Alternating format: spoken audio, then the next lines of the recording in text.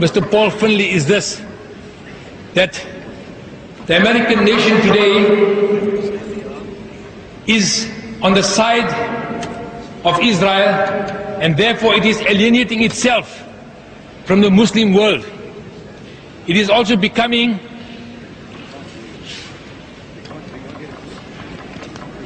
well, I'm trying to get the question across. In other words, the American nation is sacrificing itself and become an enemy of the Muslims. I would like to ask you the question, the Americans who are a democratic society, how did they allow themselves to become enslaved by the thinking of a few Zionists in their country? How did they allow themselves to become enslaved in their minds?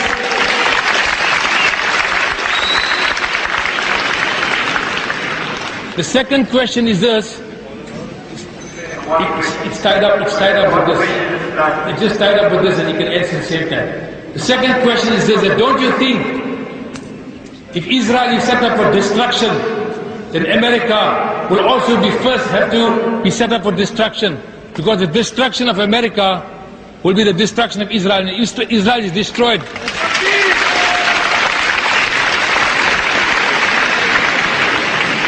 Don't you think that America is destroying itself by supporting Israel? So if Israel is set up for destruction, then similarly America will destroy itself in the process by supporting Israel. Those are the two questions. Thank you, brother.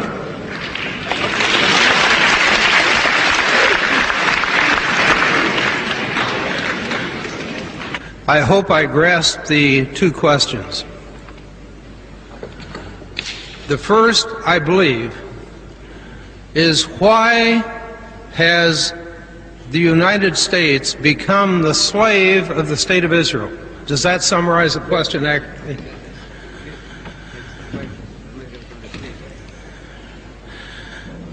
At the risk of trying to sell my book, that's what my book is all about. I was defeated in my bid for re-election to Congress in 1982 after having served 22 years representing a rural area, an agricultural district of the state of Illinois. I was defeated because I was the only member of the Congress who was challenging U.S. policy in the Middle East, that is to say, who was criticizing the support our government was giving to the State of Israel. The only one out of 535. In the U.S. Senate are 100 members, 2 from each state. In the House of Representatives, there are 435 members. 535 people altogether. And ladies and gentlemen, as of today, there is not one of those 535 members willing to speak out for what is best for America, for what is best for humanity, and unwilling to speak out to challenge the policies that our government carries out, which provides blind support to the State of Israel.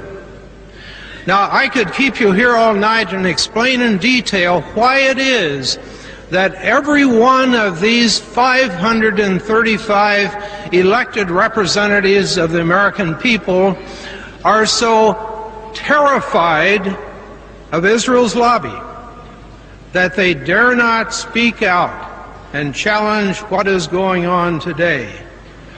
One would think that given the terrible brutality that is visited every day of the year against the poor Palestinians in the occupied territory, that the American congressmen, the American senators would be lined up 50 deep every day in their chambers to speak with outrage and anguish about what was going on in the occupied territory.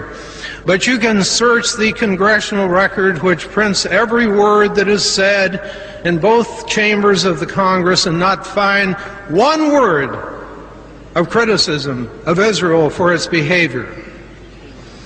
In a nutshell, it is because the American congressmen are afraid of the power of Israel's lobby. They are convinced that if they challenge the lobby, they will pay a price next election day, and politics is survival. They all want to be reelected. Now, why are they terrified? Don't they hear from their constituents who are concerned about what happens in the occupied territory? The truth is, most of the American people today are asleep. They don't know what's going on. They're worried about their own pocketbook, their own job, their own family, their own neighborhood, their own city, their taxes. They don't give much attention to what's going on in the Middle East. And they do not realize, as this gentleman's second question suggests, that the price they will ultimately pay for their blind support of Israel's military policies may be a terrible price indeed. It's eating away at the foundations of American democracy.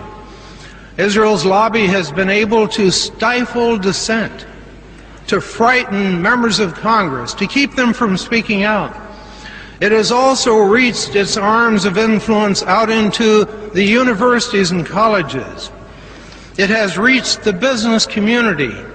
Now, only a tiny portion of the American population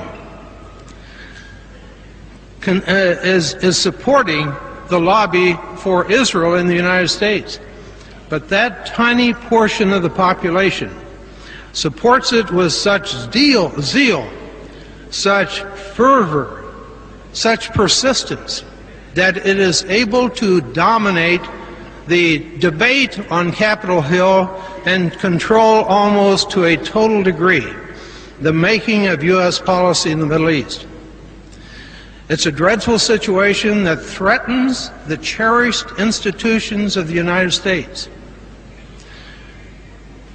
All that is needed is for the American people to stir themselves, to become aware of what's happening, to know about the power of Israel's lobby, to become aware of the fact that they share the guilt.